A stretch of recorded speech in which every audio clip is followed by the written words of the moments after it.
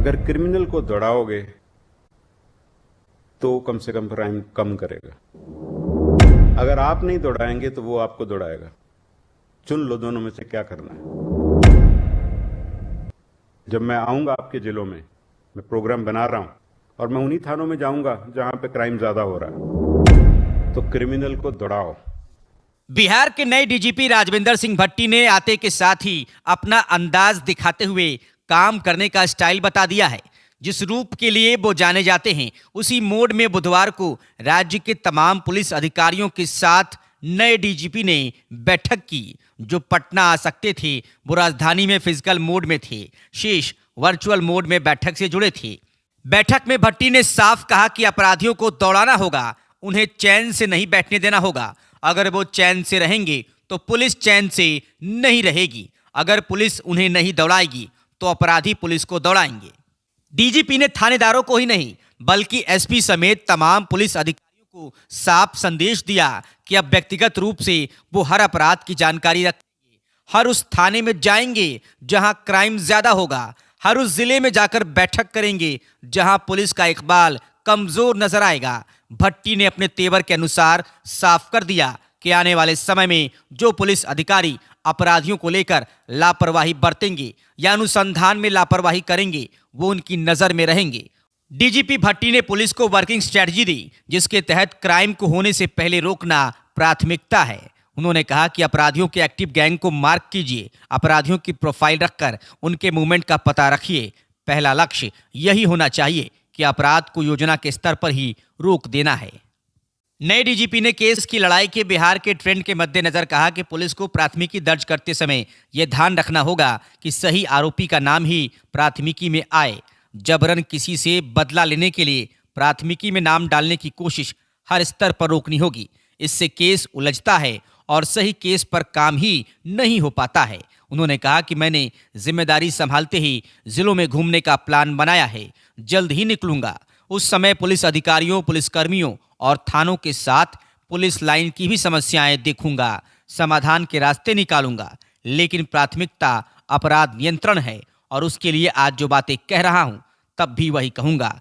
आज सिर्फ अपनी बात कह रहा हूं, आऊंगा तो आपकी भी परेशानियों को समझूंगा। बस इसका ध्यान रखना है कि रिजल्ट चाहिए। बैरक का इंस्पेक्शन करें, सफाई देखें और देखें कमी, उसकी बात सुने।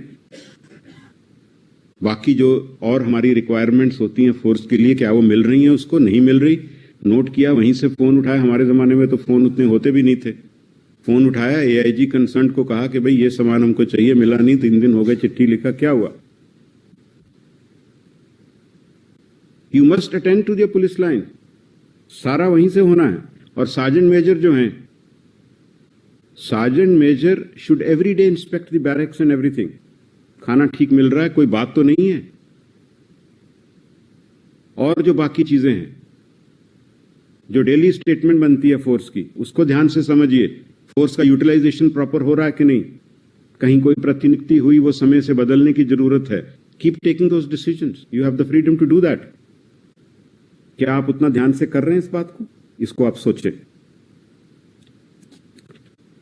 जहां तक प्रिवेंशन ऑफ क्राइम की बात है, अपराध होने के बाद तो ठीक है, जो अनुसंधान होना है वो होना चाहिए, लेकिन प्रिवेंशन ऑफ क्राइम जो है वो फर्स्ट एस्पेक्ट है। तो आपको अपनी एक स्ट्रैटेजी बनानी चाहिए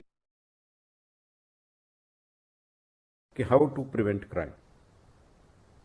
आपके पास एक्टिव क्रिमिनल गैंग्स, उनकी प्रोफाइलिंग करिए, हाइडआउट्स का पता रखिए।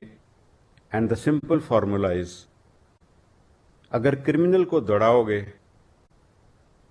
तो कम से कम क्राइम कम करेगा। अगर वो बैठा हुआ है तो वो खुराफात सोचेगा ही। अगर आप नहीं दौड़ाएंगे तो वो आपको दौड़ाएगा। चुन लो दोनों में से क्या करना है। What I want to see is कि क्रिमिनल को आप दौड़ा रहे हो कि नहीं।